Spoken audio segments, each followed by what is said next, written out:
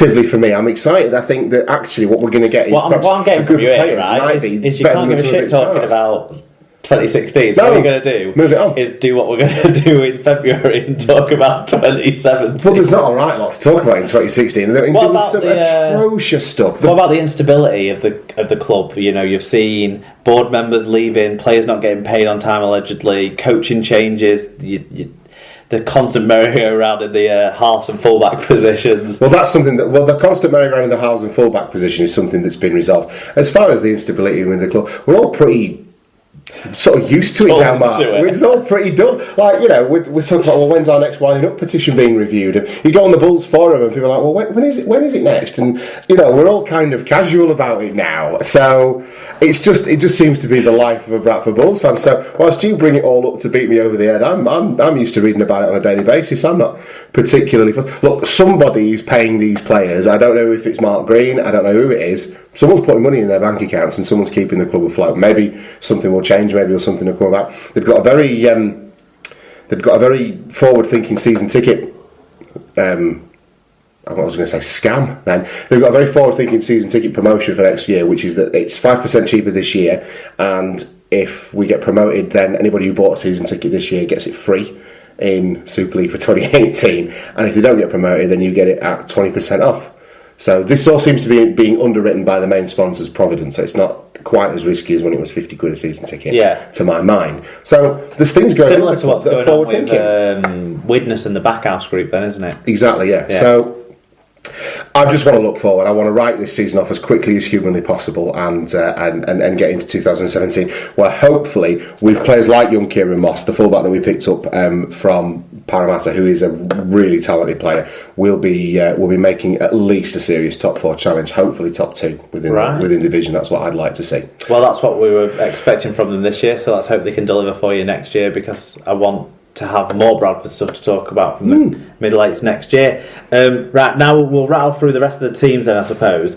Teams with no fan review that's come in from the lower leagues. We won't have seen as much of these teams generally, so we'll just, I suppose, you go, then I go. Yeah. We'll start with, we'll go down the league placings. Start at the top and work down. So we'll start with Lee, who finished second in the qualifiers and have been promoted to Super League after years of banging on that door. They've finally managed to get entrance to the club. Absolutely, and mission accomplished to Lee. I've kind of come full circle with Lee. I went through a period of time of disliking them intensely, but actually I think it legitimises the middle eights as a format, and it's good to see teams having that route out of the Championship, and no team deserves it more than the team that's won that title umpteen years on the trot, and now they get promoted and they get a crack, and they're well backed. They've got some great fans, nice little setup and ground there. So good luck to them, I say.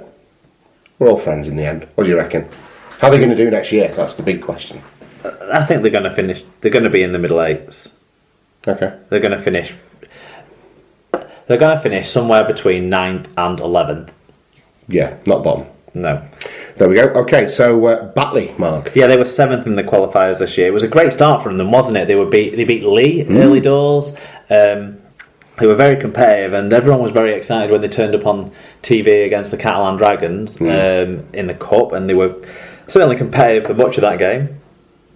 The great start did peter out a bit, but definitely one of the feel-good stories of the year down at the Bulldogs. Yeah, absolutely. We always like to see John Keir doing well, don't we? And yeah, their participation in the middle eights might be slightly unexpected as well, so that's a big payoff for those guys as well when they get to go and have these big games and see big teams coming to the Foxes Biscuit Stadium as well. Yeah, Rich had touched on the fans' experience of getting a game at Headingley, and everyone enjoyed that, I think. Absolutely. And what about Featherstone? Well, you can say the same sort of, really, can't you, for Featherstone Rovers? Once they perhaps overachieved the touch on, and take nothing away from them. It's not on the back of other teams being poor around them, but they were in the middle eights, and again, it was that experience of being there and the fans seeing some big teams come to town and just enjoy the experience of being in the middle eights. It's a good season all round, and it's a feel-good way to end the year for these part-time sides. Mm-hmm. Sheffield, though, Mark. Yeah, they were the runners-up to you, weren't they, in the Championship Shield? I think they were. The thing for them, the off-field issues of what's dominated the theme for their year, but the young players that they had in the squad didn't really raise the game in a full-time environment consistently enough to make all of that pay off, and I just hope that they're able to secure a future be it part-time or what have you. Yeah. They've got a very dedicated man there in Mark Aston, and they have got a few talented players, and if they can bring back the spirit that they had 2 and 3 years ago, rather than what seems to have been a bit of a negative atmosphere this year, with some sort of forward planning, then that's what I want to see. But I think it was positive that they got to the Championship Shield final, given everything that was going on, and the fact that the 2 weeks previous to the final we'd beaten them by 80 points, and they put up a show. So fair play to those lads. Halifax finished second in the Championship Shield. It says here, but it's third, isn't it? Well, they finished second in. Should we cover Halifax and Dewsbury off at the same time? They were the other 2 teams in the semi-finals of the Championship Shield, and both pretty much played at their right level as far as I was concerned. I think Halifax would have been disappointed to a point, having been in the middle eights last season, not to have at least emulated that again. That will have been their target. And actually, looking forward, there seems to be some pretty serious cost cutting going on over at Halifax. We've seen assistant coaches being let go this week, and a couple of players leaving, rumoured to be leaving, and some young players being invested in. So it looks like the cloth is being cut slightly differently at Halifax. So hopefully things aren't too serious, because the last thing we want to see is more teams going the way or struggling in the way that Sheffield have. I would suggest that this is an underachievement season for them, given where they were last year and what they would have hoped to have achieved. But Dewsbury played it around about their right level. Yeah, I would say. Let's cover Swinton and Oldham off together, because it's almost exactly the same things to say about them, isn't it? Well, absolutely. They were strong favourites to get relegated, having come up from League One the year previously. In actual fact, as well as having some humdinger derbies between themselves as well, they both did very well, and I'm certain they'll be happy to have ensconced themselves in the Championship, and will now be looking to grow and kind of keep a footing in that division, which is something that's going to be quite tricky when we start talking about some of the teams that have been promoted in a little while. They're going to have to, work hard and recruit well in the off-season. But credit to both teams to have achieved that, because they were favourites for relegation straight away. Yeah, I'm really pleased for both of those 2 sides. Which takes us to the 2 teams that were relegated then, Workington and Whitehaven. And again, these are 2 teams that have very similar problems, don't they, Mark? Yeah, I'm gutted for both, to be honest, especially then added to that Barrow couldn't get promotion, unfortunately. Well, at least there'll be a lot of Cumbrian derbies next year. Yeah, it's about renewing and going again for both sides. I mean, both sides have had changes now in the coaching structure and that sort of thing.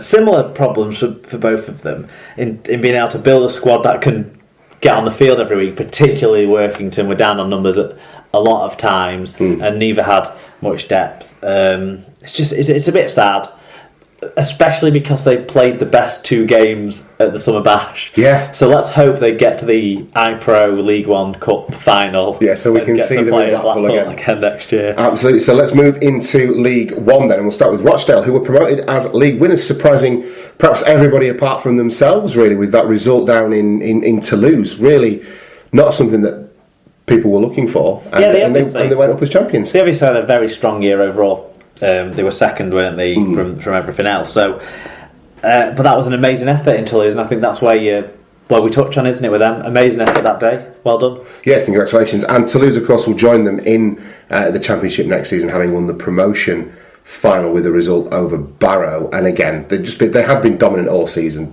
Perhaps the result against Rochdale is a bit of an outlier, but they're going to be a force to be reckoned with in the Championship next term as well, you would say. Yeah, brilliant first year back in the English game, and they're building from the bottom up rather than being landed in the Championship. So I think they'll be very good in the Championship next year. The next 3 sides, Barrow finished 4th in the League One Super 8s. Barrow finished 3rd. Doncaster 4th, and York 5th in the League One Super 8s.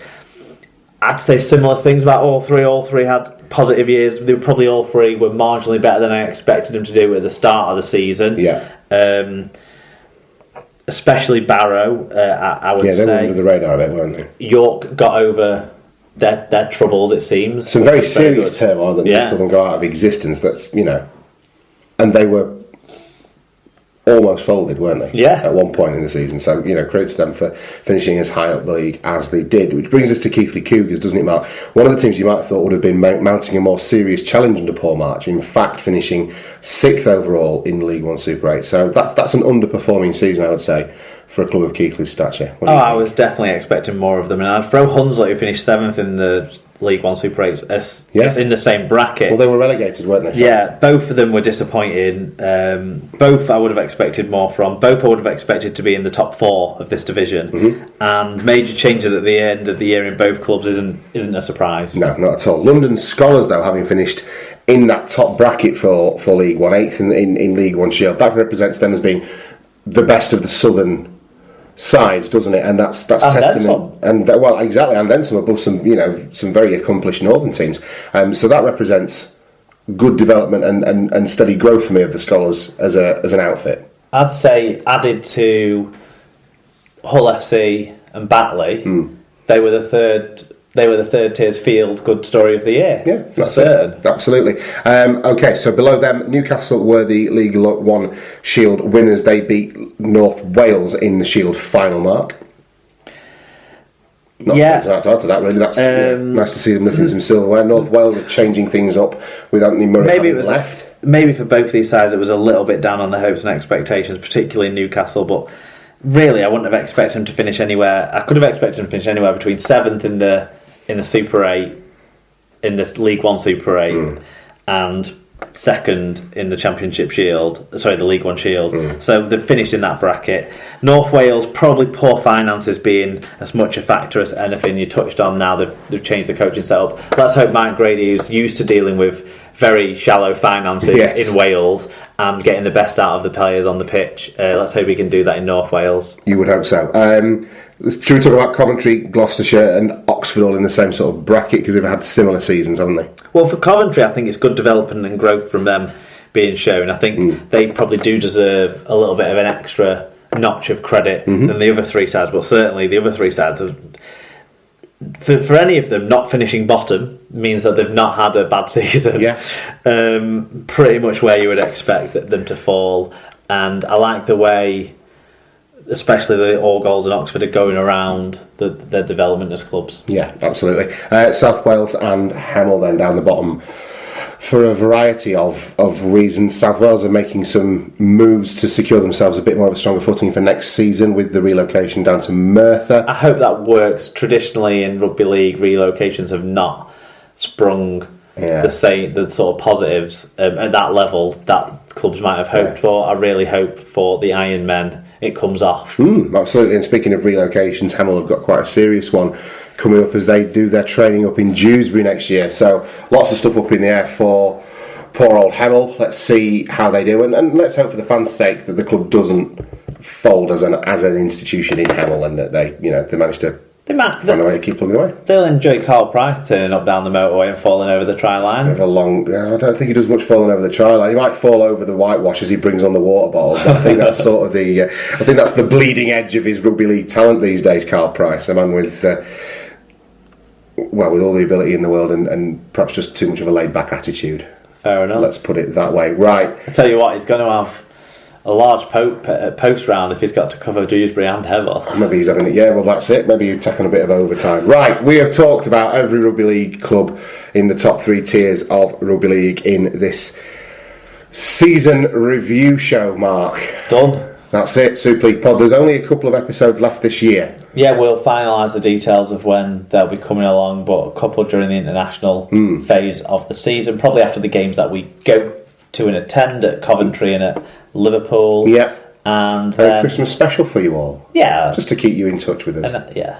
But for the mainstay, then, that is the 3rd year of Super League Pod taken care of. We'll see you in a couple of weeks with some Four Nations stuff. Is there anything you want to say to the nice people before we go, Mark? I just want to thank everyone for their listening, their contributions, their sharing of posts, of tweets, of liking on Facebook and everything like that. And also I want to thank everyone who's sent us emails in to let us know a bit more about themselves and that sort of stuff. It's just been a great year for all of that, and at times I've almost fallen out with things a little bit this year because of the way Wigan have played and some things like that. And whenever I've been feeling a bit down about either the sport or my team or doing the show, even when it becomes a bit of a stretch, doing the long nights on a Monday, getting the show up for people, there's always been something coming from someone that's reinvigorated my spirit. And so I just thank the listeners for